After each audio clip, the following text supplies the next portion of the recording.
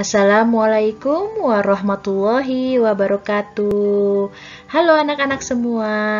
Hari ini kita akan belajar tema 4, subtema 2, pembelajaran 1. Sudah siap untuk pembelajaran hari ini? Kalau sudah siap, mari kita mulai belajar dengan Bu Vika.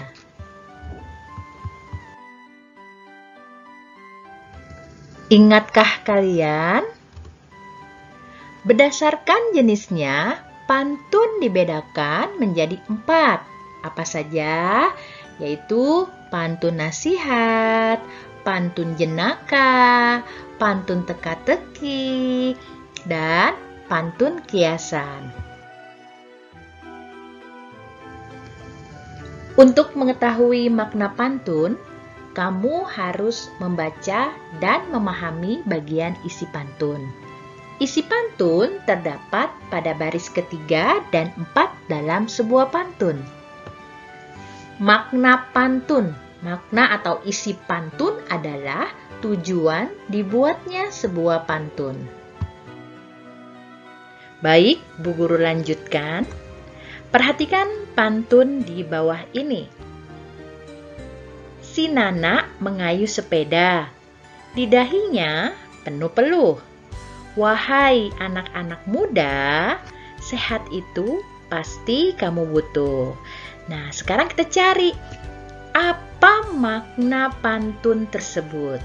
Nah, sebelum mencari makna pantun, kita terlebih dahulu harus tahu di mana letak isi pantun tersebut. Di mana letaknya? Ya, betul. Letak isi pantun tersebut di baris ketiga dan keempat. Ya. Di sini, wahai anak-anak muda, sehat itu pasti kamu butuh. Nah, sekarang kita tahu. Jadi, makna pantun tersebut adalah himbauan untuk berolahraga. Nah, sekarang teman kalian juga punya pantun nih. Beragam bunga di kebunku. Salah satunya bunga Kamboja. Kesehatan badanku jaga selalu. Peredaran darahku bagus bekerja.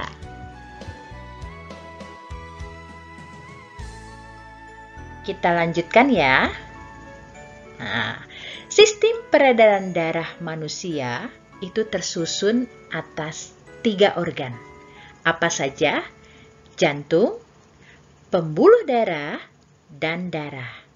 Nah, jika salah satu organ mengalami gangguan, maka peredaran darah akan mengalami gangguan dan tidak dapat bekerja dengan baik.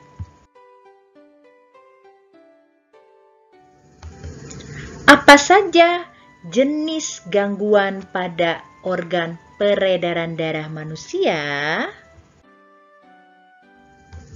Penyebab gangguan organ peredaran darah bisa disebabkan oleh yang pertama, faktor non-keturunan. Nah, biasanya faktor non-keturunan ini disebabkan karena penyakit atau lingkungan. Seperti hipertensi, hipotensi, jantung koroner, dan varises. Ya. Nah, sedangkan yang kedua itu faktor keturunan.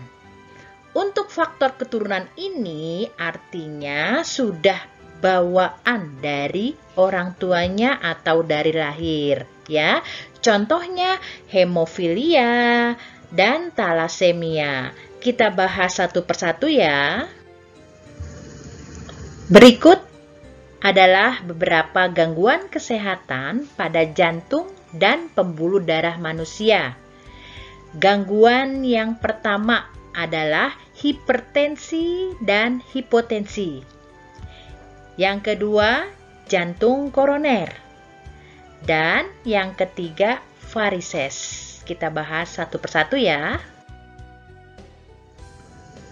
Kita akan bahas yang pertama adalah jantung koroner.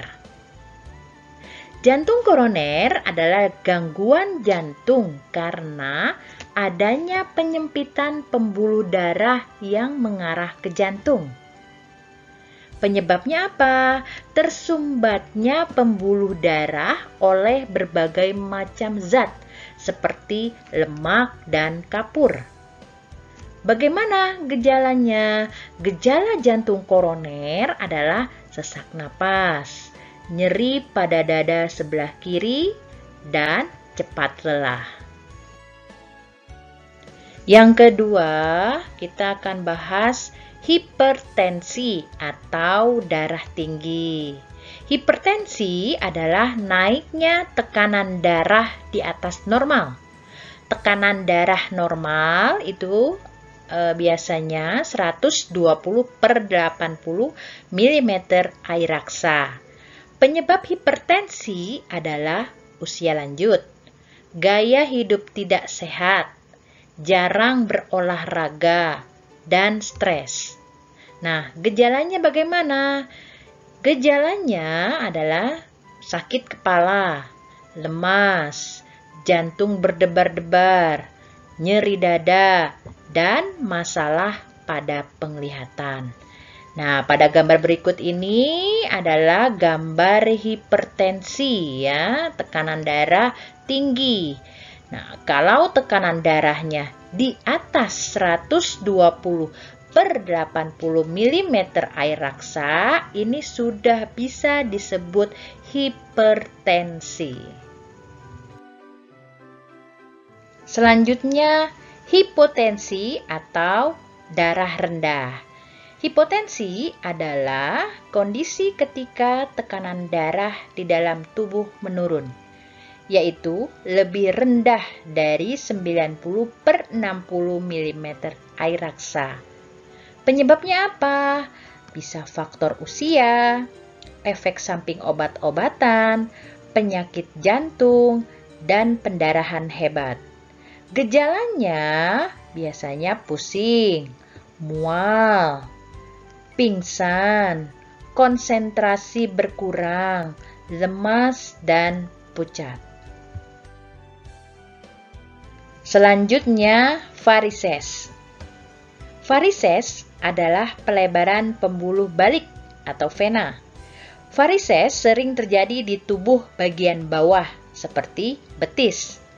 Penyebab varises adalah posisi berdiri atau duduk terlalu lama, usia, faktor keturunan, dan obesitas. Nah, gejalanya adalah pegal-pegal, rasa panas atau perih pada tungkai, dan kram otot kaki terutama pada malam hari. Nah, di sini kita lihat ada gambar kaki. Nah, kaki yang seperti ini, yang ada warna kebiru-biruan ini adalah pelebaran pembuluh vena yang disebut dengan varises ya. Nih, yang warna biru. Nah, ini ya.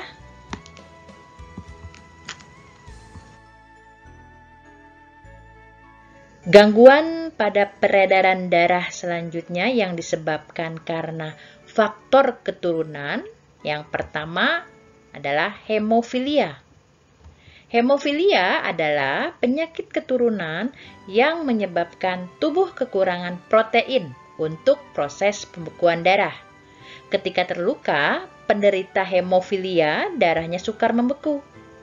Hemofilia ini dapat ditangani dengan pemberian obat untuk mencegah maupun mengobati saat terjadi pendarahan. Nah, kita bisa lihat ya, di sini ada gambar.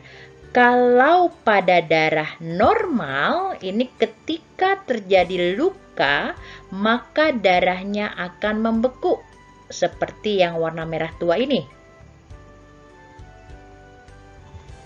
Nah, sedangkan pada orang yang menderita hemofilia, ketika luka dia akan membutuhkan waktu lebih lama untuk membeku. Selanjutnya yang kedua, talasemia. Talasemia adalah kelainan pada darah sehingga bentuk sel darah merah tidak normal dan tidak beraturan. Pada penderita talasemia, sel darah merah tidak bisa berfungsi dengan baik dan mudah rusak, sehingga oksigen yang dialirkan ke seluruh tubuh ini tidak cukup. Nah, bisa dilihat pada gambar. Pada darah normal, ini bentuknya bulat, ya, bulat normal. Pada penderita talasemia, ini bentuk darahnya tidak normal. Artinya, bentuknya tidak beraturan dan tidak bulat. Baik, anak-anak semua, sekian ya penjelasan dari Bu Guru kali ini. Mudah-mudahan kalian paham dan mengerti. Terima kasih anak-anak semua. Sampai jumpa lagi. Wassalamualaikum warahmatullahi wabarakatuh.